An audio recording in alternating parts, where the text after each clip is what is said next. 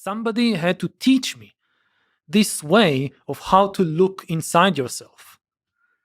And it's also a very important lesson that you can't do it just by yourself.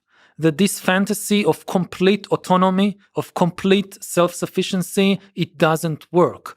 You hear, it tends to be a very kind of male macho fantasy. I don't need anybody. I can be so strong and so brave that I'll do everything by myself. It never works. You need friends, you need a mentor, you need the very thing that makes us human is other humans. Absolutely. You mentioned that the fear of boredom might be a kind of proxy for the fear of death. Mhm. So what role does the fear of death play in the human condition? Are you afraid of death? Yes, I think everybody are afraid of death. I mean, all our fears come out of the fear of death. Mhm. But the fear of death is just so deep and difficult. We can't face it directly. So we cut it into little pieces and we face just little pieces. Oh, I lost my smartphone. That's a little piece of the fear of death, which is of losing everything. So I can't deal with losing everything. I'm dealing now with losing my phone or losing a book or whatever. I feel pain. That's a small bit of the fear of death. Somebody who really doesn't fear death would not fear anything at all. They'll be like, anything that happens, I can deal with it. If I can deal with death, this is nothing. So any fears is a distant echo of the big fear of death. Have you ever looked at it head on, caught glimpses, sort of contemplated as the Stoics do? Yes, I mean, and when I was a teenager, I would constantly contemplate it, trying to understand, to imagine. It was it was a very, very shocking and moving experience. I remember, especially in connection, like with national ideology, which was also very big, strong in Israel, still is. Which again comes from the fear of death. You know that you're going to die, so you said, okay, I die, but the nation lives on. I live on through the nation. I don't really die. Mm-hmm. And you hear it especially on Memorial Day for fallen soldiers. So every day there'll be in school Memorial Day for fallen soldiers who fell defending Israel in all its different wars. And all the kids would come dressed in white, and you have this big ceremony with flags and songs and dances in memory of the fallen soldiers. And you get the impression, again, I don't want it to sound crass, but you get the impression that the best thing in life is to be a fallen soldier. Because even though, yes, you die, everybody dies in the end, but then you'll have all these school kids for years and years remembering you and celebrating you, and you don't really die. And I remember standing in these ceremonies and thinking, what does it actually mean? Like, okay, so if I'm a fallen soldier, now I'm a skeleton, I'm bones in this military cemetery, under this stone. Do I actually hear the kids singing all these patriotic songs? If not, how do I know they do it? Maybe they trick me. Maybe I die in the war and then they don't sing any songs. And how does it help me?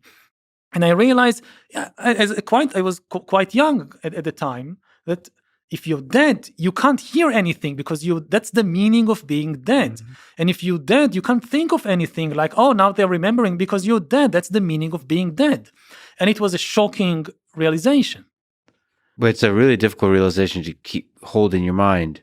Like it's the end. I lost it over time. I mean, for many years, it was a very powerful fuel, motivation for spiritual exploration. And I realized that the fear of death is really a very powerful drive. And over the years, especially as I meditated, it kind of dissipated. And today, I sometimes find myself trying to recapture this teenage fear of death because it was so powerful, and I just can't. I try to make the same imagine. I don't know. It's something about the teenage years. Yeah, as a teenager, I always thought that the adults, there is something wrong with the adults because they don't get it. Like I would ask my parents or teachers about it, and they, yes, you die in the end, that's it. And on the other hand, they are so worried about other things. Like there'll be a political crisis or an economic problem or a personal problem like with the bank or whatever. They'll be so worried. But then about the fact that they are going to die, we don't care about it. That's why you read Camus and others when you're a teenager. You really worry about the existential questions. Well, this feels like the right time to ask the big question. What's the meaning of this whole thing, Yuval? And you're the right person to ask. What's the meaning of life? Yes. That's easy. What is it? So what life is, if you ask what the meaning of life, what life is feeling things, having sensations, emotions, and reacting to them. Mm-hmm. When you feel something good, something pleasant, you want more out of it. You want more of it. When you feel something unpleasant, you want to get rid of it. That's the whole of life. That's what is happening all the time. You feel things, you want the pleasant things to increase, you want the unpleasant things to disappear. That's what life is. If you ask what is the meaning of life in a more kind of philosophical or spiritual question, the real question to ask, what kind of answer do you expect? Most people expect a story. And that's always the wrong answer. Most people expect that the answer to the question, what is the meaning of life, will be a story, like a big drama, that this is the plot line, and this is your role in the story, this is what you have to do, this is your line in the big play. You say your line, you do your thing, that's the thing. And this is human imagination. This is fantasy. To really understand life is not a story. The universe does not function like a story. So I think to really understand life, you need to observe it directly in a non-verbal way. Don't turn it into a story. And the question to start with is, what is suffering? What is causing suffering? You know, the question, what is the meaning of life? It will take you to fantasies and delusions. We want to stay with the reality of life. And the most important question about the reality of life is, what is suffering and where is it coming from?